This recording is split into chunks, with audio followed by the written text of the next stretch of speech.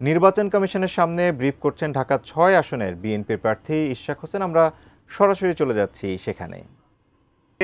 দলের নিবন্ধন চেয়েছেন এবং যে নামটি চেয়েছেন সেটি আরেকটি পার্টিকে দেওয়ার একটা প্রাথমিক ঘোষণা এসেছে। তারপরে থেকে উনি অত্যন্ত মনক্ষুণ্ণ ছিলেন এবং আমার সাথেও এই অনশনের প্রোগ্রামের আগেও কথা হয়েছে এবং তিনি বলেছেন যে তিনি করবেন, তো তিনি সেটি করছেন। আজকে আমি এখানে এসেছি বাংলাদেশের একজন সাধারণ নাগরিক, একজন ভোটার এবং একজন আর 10 জন রাজনৈতিক কর্মীর মতোই একজন কর্মী হিসেবে এসেছি যে এটা কি অবস্থা, বাংলাদেশে কি চলছে। আপনারা 3 মাস আগে হয়তো পেপার পত্রিকা খুলে দেখতে পারেন যে 3টা নতুন পার্টিকে নিবন্ধন দেওয়া হয়েছে। এর মধ্যে একটা পার্টি ভারতীয় জনতা পার্টির আদলে, হুবহু আদলে ওই ধরনের নীতি আদর্শ, মার্কাটাও সেই।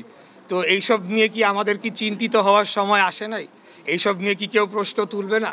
সেই পার্টিকে যখন ইনভেস্টিগেট করতে যাওয়া হলো, দেখা গেল যে রান্নাঘরের ভিতরে তাদের সেই অফিস অ্যাড্রেস দিয়ে রেখেছে।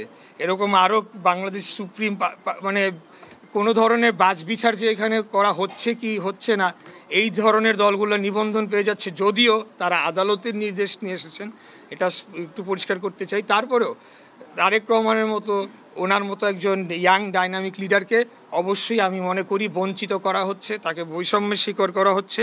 অবশ্যই ওনাকে মনোনয়ন দেওয়া উচিত।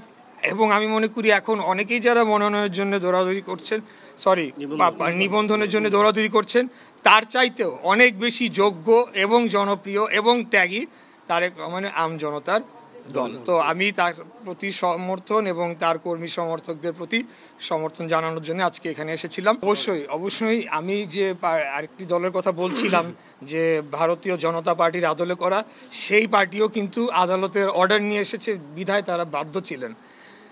আমাকে যেটা বলা হয়েছে যে আদালত তো নির্দেশ দেয় তার সাক্ষ্য প্রমাণের উপরে, তো রিপোর্টটা তো যেতে হয়েছে যে তারা সকল শর্ত পূরণ করেছে কিনা। যেটি আমি জানতে পেরেছি, নির্বাচন কমিশনের রিপোর্টে বলা হয়েছে তারা সেই শর্ত পূরণ করে নাই। তারপরেও কিভাবে তারা নিবন্ধন পেল?